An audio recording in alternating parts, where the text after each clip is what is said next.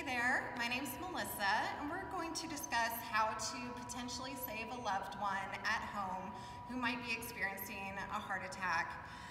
We're going to focus on adults today only because children and infants are a little bit different, and it's most likely the case that an adult would be experiencing a heart issue.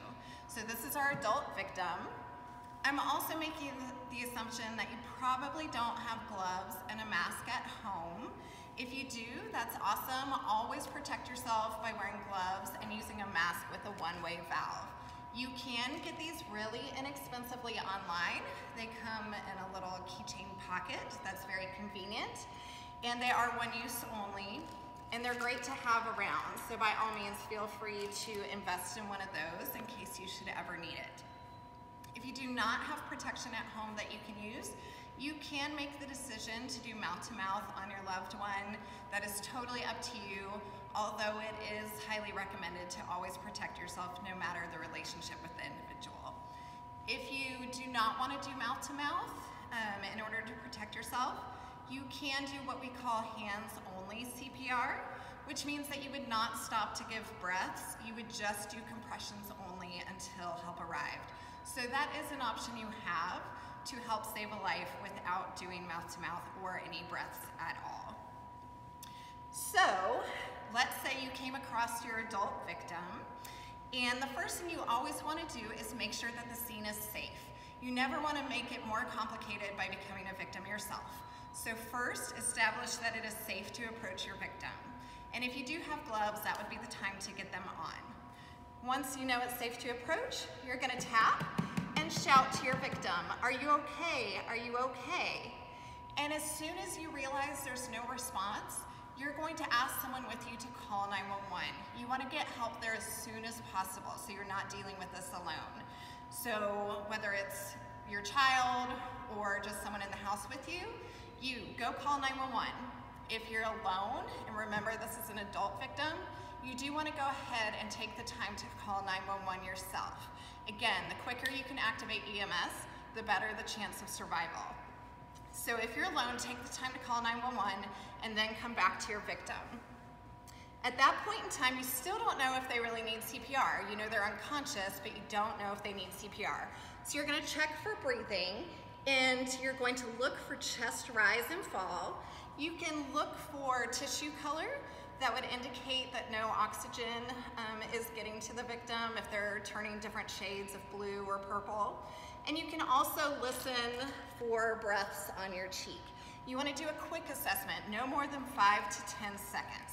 So you're deciding this very quickly. And we are just doing basic CPR today. So our assumption is if they're not breathing, then they need CPR.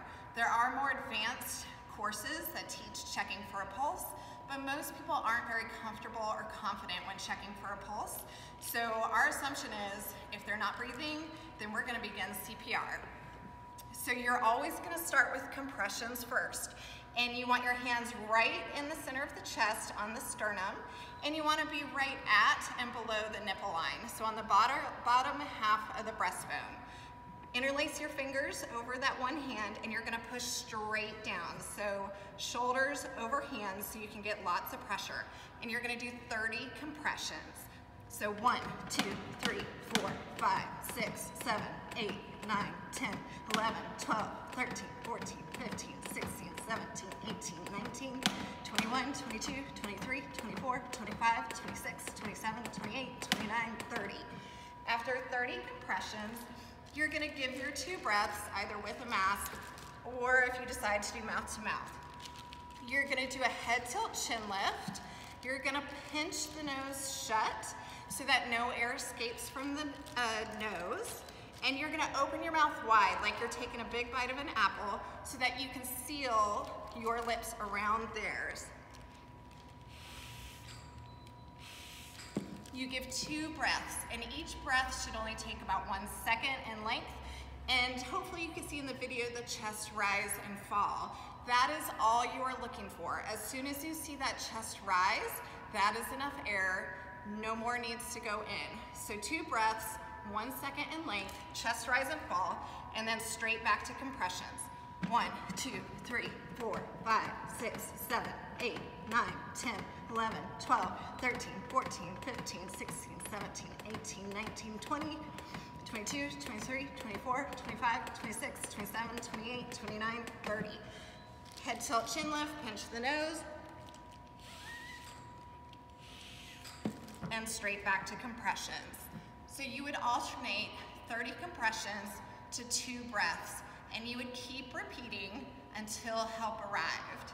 If the scene became unsafe, you could try to make it safe, you could try to take your victim with you, or unfortunately at some point you might just have to get out. But you would keep that cycle of 30 compressions going with 2 breaths until help arrived. Hope that helps, and there's more resources available online, of course. Thank you.